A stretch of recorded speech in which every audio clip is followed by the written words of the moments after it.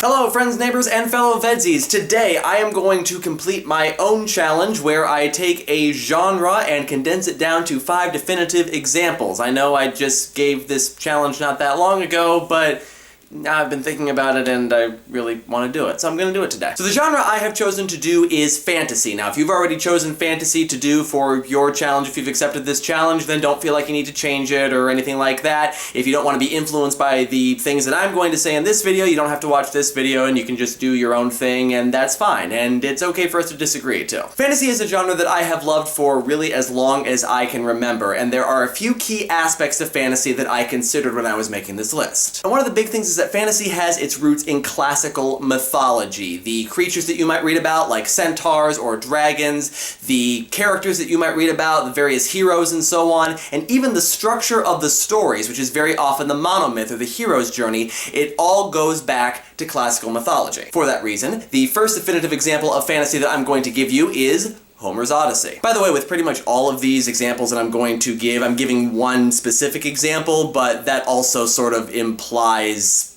any other related material. So when I say Homer's Odyssey, I'm saying classical mythology. Next, we move away from mythology and into the realm of legend, specifically a legend that had a great deal of influence in the fantasy stories that we read today, both with specific stories based on this legend and just with some of the aspects of this legend. The legend I'm referring to, of course, is the Arthurian legend, which not only gives us the quintessential wizard character in Merlin, but also gives us the idea of the idealistic status quo. The Arthurian legend largely takes place in Camelot, which is a strong kingdom with a just and benevolent ruler and a band of knights who can defend it. True, not everything worked out for Camelot in the end, but the idealism is still there and it still makes its way into modern fantasy. And so the second example I am going to give is La Morte d'Arthur by Sir Thomas Malory, which is not this book. This is something else, but this is the closest thing that I could find. But there is one aspect of fantasy that is also very important as we move into the modern world. As the world got increasingly more modern and scientific, magic became less and less believable, and so a new world had to be created where magic could exist. This world could be ancient and legendary, like Camelot. It could be a secret world within our own, kind of like the wizarding world of Harry Potter,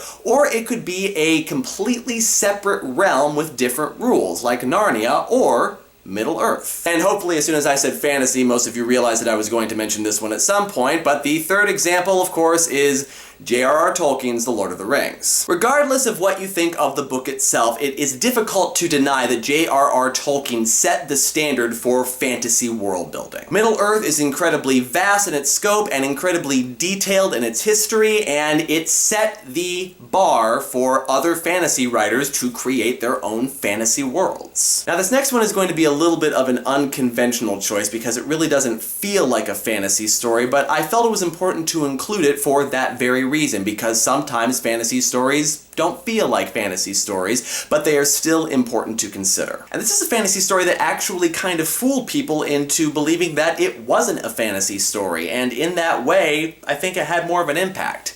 And the thing that I'm talking about here, the fourth example, is Star Wars. And some of you right now might be thinking, Matt, Star Wars is not a fantasy. It takes place in outer space. They fly around in spaceships and there are aliens and they shoot laser guns at each other. It's obviously science fiction.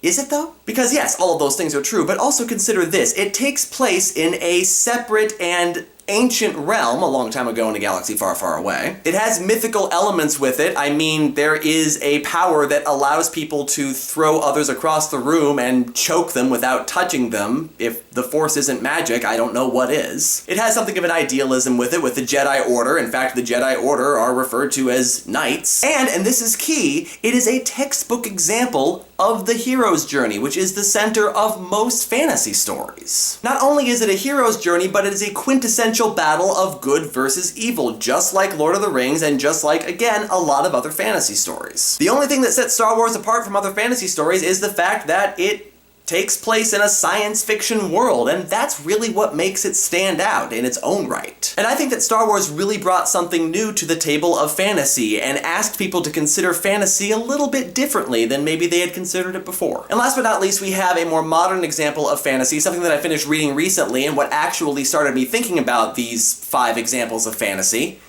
Game of Thrones. I don't have a physical copy of Game of Thrones, I read it off my Kindle, so.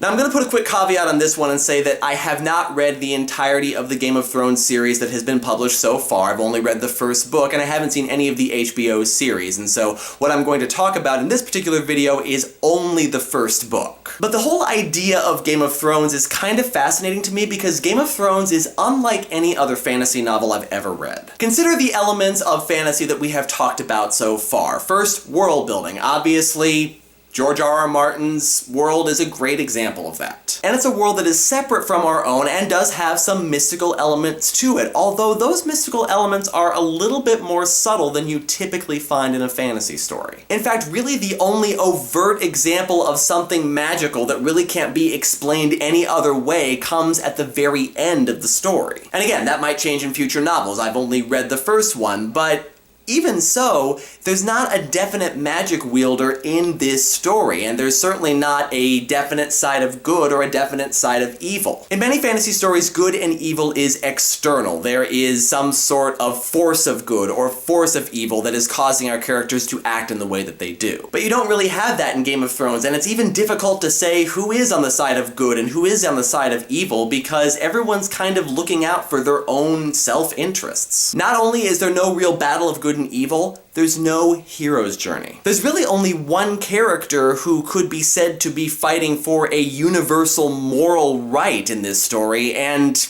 without giving too much away, things don't go very well for that character. So there's no force of good or force of evil. Each individual character has both good and evil within them, and the decisions they make are not really based on what they feel is good or evil. And I think that's why Game of Thrones has become as popular as it has today, because fantasy stories are, by their nature, idealistic, but this story is not. This story is speaking to a different kind of reality, and one that audiences today, I think, are really looking for. Audiences today, I think, are looking for something a little bit more raw, and a little bit more authentic, and a little bit more true to real life. And Game of Thrones, with all of its killings and all of its various people trying to gain power, gives them that. And what that's doing is allowing us to look at humanity through a different kind of lens, through a more realistic kind of lens than traditional fantasy has given us. You can have authenticity and dragons. So those are my 5 definitive examples of fantasy. Yes, I know, I didn't put Harry Potter on my list. You can commence with the comments now. But I look forward to hearing your various genres and your various lists, and until next time, friends and fellow VEDSies,